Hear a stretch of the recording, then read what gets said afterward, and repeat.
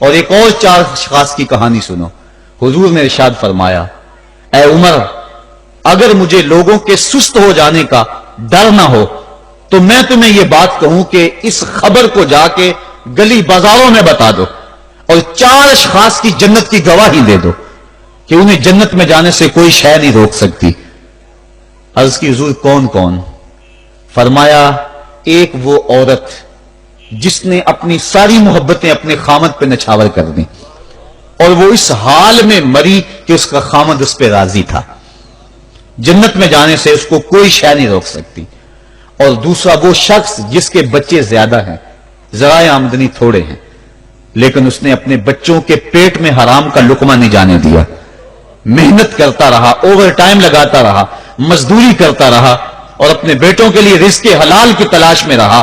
وہ بوڑھی کمر پہ بوریاں اٹھا اٹھا کے کام کرتا تھا اور اپنی کثیر اولاد کی پرورش کے لیے اس نے محنتیں بری کی اور ان کو حرام کا لقمہ نہیں کھلایا. فرمایا قیامت کے دن اس کو بھی جنت میں جانے سے کوئی شے رکاوٹ نہیں پیدا کر سکتی. اور تیسرا حضور نے فرمایا وہ شخص کہ جو اپنے والدین کے ساتھ حسن سلوک کرے اور اس کے والدین اس پہ خوش ہوں، اس پہ راضی ہو جائیں.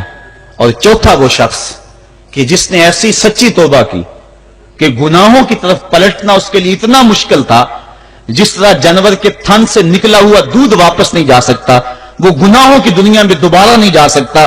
تو یہ فرمایا یہ 4 شخص ایسے ہیں عمر اگر اس بات کا ڈر نہ ہو کہ لوگ سست پڑ جائیں گے تو ان 4 اشخاص کے بارے میں شہادت دے دو کہ یہ دنیا پہ چلتے پھرتے جنتی. تو ماں باپ کی خدمت کرنے والا، ماں باپ کو راضی رکھنے والا یقیناً اللہ کی نعمتوں کا حقدار ہے. وہ بدبخت ہیں بیٹے جو ماں باپ کو راضی نہیں رکھتے. اللہ کے حبیب صلی اللہ علیہ وسلم کی خدمت میں ایک شخص حاضر ہوا اور اس نے اذن جہاد طلب کیا. حضور میں جہاد پہ جانا چاہتا ہوں، مجھے اجازت مرحمت فرمائے. حضور نے فرمایا احیٌ والدا کا، کیا تیرے والدین زندہ ہیں؟ کالا نعم. عرض کی ہاں حضور میرے والدین زندہ ہیں. کالا ففیہما فجاہد، کہا جا ان کی خدمت کر، یہی تیرا جہاد ہے. ماں باپ کو بلکتا ہوا چھوڑ جائے اور آپ جہاد پہ چلا جائے، ماں فالج میں گری ہوئی ہے اور بیٹا تبلیغی گشت پہ چلا جائے، باپ تڑپ رہا ہے اور بیٹا پیر کی چوکھٹ پہ جھاڑو دیتا پھرے، اللہ راضی نہیں ہوگا. میں سچ کہتا ہوں اپنے بھی خفا مجھ سے ہیں بیگانے بھی ناخوش کہ میں زہر حلاحل کو کبھی کہہ نہ سکا کند. بات وہی کہتا ہوں سمجھتا ہوں جسے حق. میں ابلہ مسجد ہوں، نئے تہذیب کا فرزند. محمد عربی صلی اللہ علیہ وسلم سے بڑا پیر کون ہو سکتا ہے؟ لیکن حضرت وہ ویسے کرنی نہیں آ رہے. آقا کریم اپنے بٹن کھولتے ہیں اور کرن کی طرف، یمن کی طرف رخ کر کے لمبی سانسیں لیتے ہیں اور کہا میں رحمان کی خوشبو پا رہا ہوں. ایک دن صحابہ نے پوچھا بندہ نواز جس کے لیے تڑپتے ہو، جس کی ٹھنڈی ہوائیں آپ کو آ رہی ہیں، وہ آپ کا بڑا پیار کرنے والا ہے؟ کہا ہاں میرے سے بڑی محبت کرتا ہے. تو کہا پھر اتنی محبت کرتا ہے تو یمن تو دور نہیں ہے، بلال حبش سے آ گیا، سلمان فارس سے آ گیا، صہیب روم سے آ گیا اور وہ یہاں یمن سے نہیں آ سکا. فرمایا اس کی بوڑھی اور نابینا ماں ہے جس کی خدمت اس کو نہیں آنے دیتی. اللہ اکبر. اب حضرت ویسے کرنی نہیں آئے لیکن خیر التابعین کہلائے. آئے نہیں لیکن حضور ان کی یاد میں تڑپ رہے. اللہ، بلکہ حضور نے فرمایا کہ کوئی جائے اویس بن عامر کو ملے اور جب ملے تو اس کو کہنا میری امت کی بخشش کی دعا کرے. جو ماں باپ کی خدمت کرتا ہے اس سے ثابت ہوا اس کی دعائیں قبول ہوتی ہیں.